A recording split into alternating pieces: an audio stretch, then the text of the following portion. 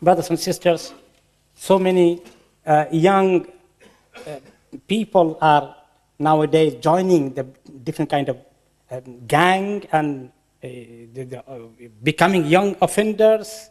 So much of the crime taking place in the society. You have seen a month ago or so, there was a huge report in the media at how much the knife attack is increasing in London itself. And the drug abuse, many people, young people are coming to the drug. Many people, young people are having this gang culture, all these, and even gas attack, a knife attack, all this happening. Today we are praying janazah of the 6 people. One of them is a victim of the knife attack. May Allah give him and all mayitin Jannat al-Firdaus. So this is a big worry in this country. While we are here, let us think, what is our responsibility towards our children? Because they are given a trust in the hand of the parents to look after them, to bring them up as a good human being, not as a criminal.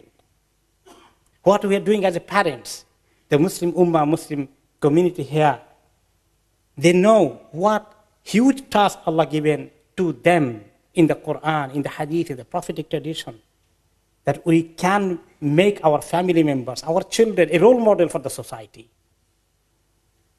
It's not other way. This is a big task. Allah subhanahu wa ta'ala, He said in Surah Tahrim, O you who have believed, protect yourselves and your families from a fire whose fuel is people and stone. So to protect our children from the hellfire, so they are becoming a righteous one, is our obligation and duty. Ali radiallahu anhu said in the tafsir of this verse, Allimu anfusakum wa ahlikum al-khair wa addibuhum. You must teach yourself and your family all good things and give good adab, tarbiyah, good upbringing of your children. So this is a big responsibility. One of the scholars said, when this fitna spread, all this kind of modern day attraction of derailing young people from the right path is so much. So as if you are taking your flock to an area where huge kind of, wolf or tiger or lions are there. If a flock of sheep or goat, you don't look at them after, what will happen? They will be victim of all these wolves and tigers and lions. So this is the society nowadays. So much of the fitna, spread. We need to look after them. We are as a shepherd for them. Exactly said in the hadith by Prophet Muhammad sallallahu alaihi wasallam, وَالرَّجُلُ رَاعٍ عَلَى أَهْلِ بَيْتِهِ وَهُوَ مَسْئُولٌ عَنْ رَعِيَّتِهِ. The man is a guardian and responsible for his family. وَالْمَرْأَةُ رَعِيَّةٌ عَلَى أَهْلِ بَيْتِ زَوْجِهَا وَهِيَ مَسْئُولَةٌ عَنْهُمْ. And the woman is a guardian and responsible for her husband's house and his offspring. So this is something most important task for ourselves in our life, to look after our children, to provide them the right guidance. They, in fact, consider the parents are the most important teachers in their life. The first teacher, first tutor in their life. That's why you see, when you are praying, that your 2 years baby, 3 years one, is following you in your prayer mat, trying to do ruku and sujud like you, and sitting down for at-tahiyatu. When you even raise your finger, they raise their finger. And they move their lips as if they are reading something, reciting something. When you read Qur'an, they would like to take your copy of the Qur'an until you give another copy to them. So this is the way they follow. It's not only in Salah, in the Qur'an, everything they follow. They look at you, how you do, how you eat, how you talk, how your etiquette is, how you behave with other people. Your bad temper will influence them. Your good adab, good conduct, and interaction with other will influence them. They'll learn everything from you. Even though you send them to good school, good madrasa, good teachers, but there is a limited time over there. Most of the time they are in the house. The house is the best school for them. Best education provider is a house and the parents. This is a task given by Allah subhanahu wa ta'ala. And that's why the companion of the Prophet, Abdul ibn Mas'ud radiallahu anhu said, عَوِّدُ الصِّغَارَ الْخَيْرِ فَإِنَّ الْخَيْرَ عَادَةً. Make sure your children are growing up with good habits. Good habits. Good behavior.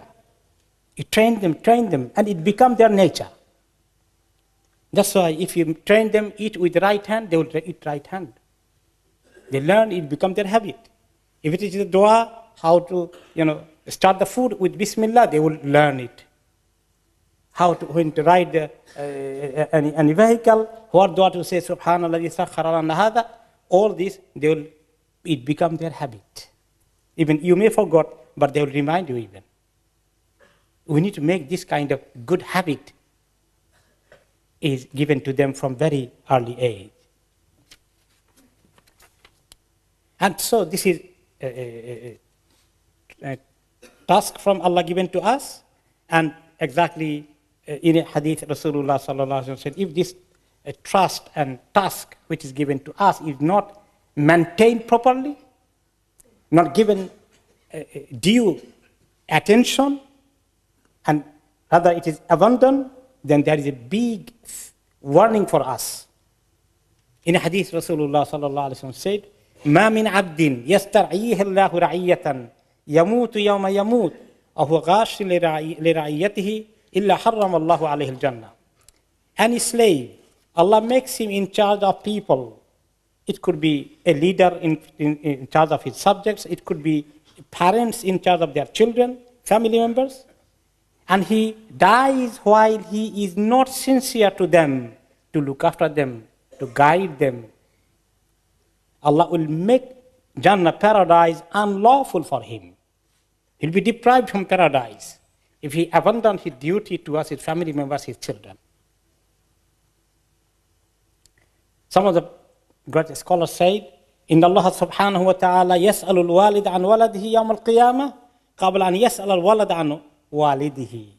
Indeed, Allah subhanahu wa ta'ala is going to ask the parents first about their duty towards their children before asking children their duty towards their parents.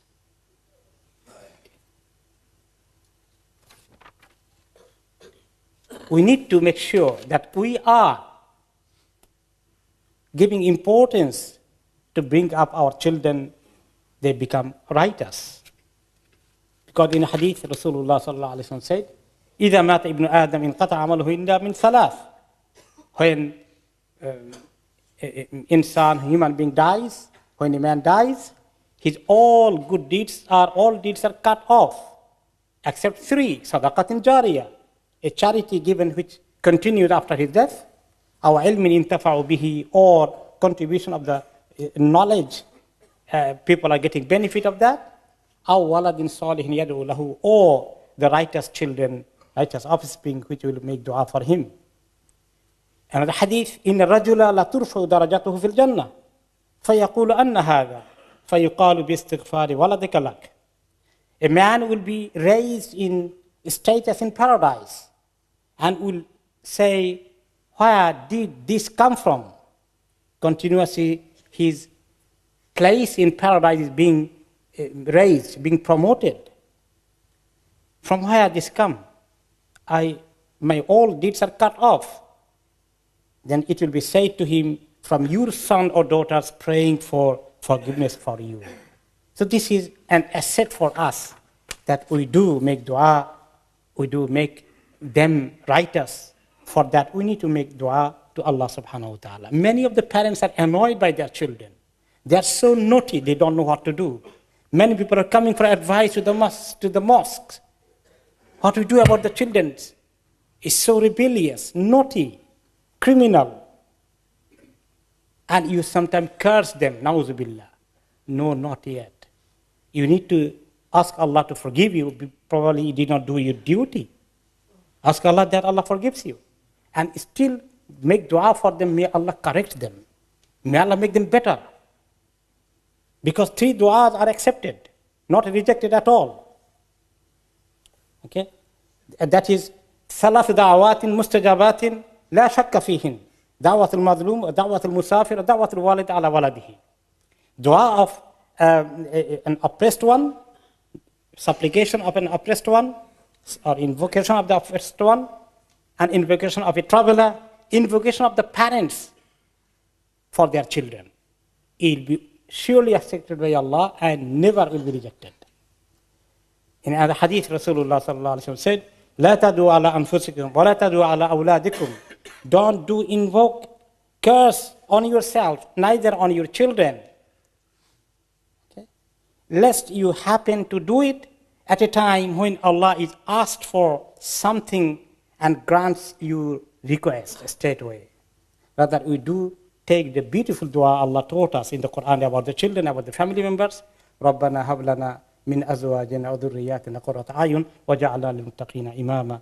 بارك الله لي ولكم في القرآن العظيم ونفعني وإياكم بما فيه من الآيات والذكر الحكيم. وأقول قولي هذا وأستغفر الله لي ولكم ولسائر المسلمين من كل ذنب فاستغفروا وتوبوا إليه إنه هو الغفور الرحيم.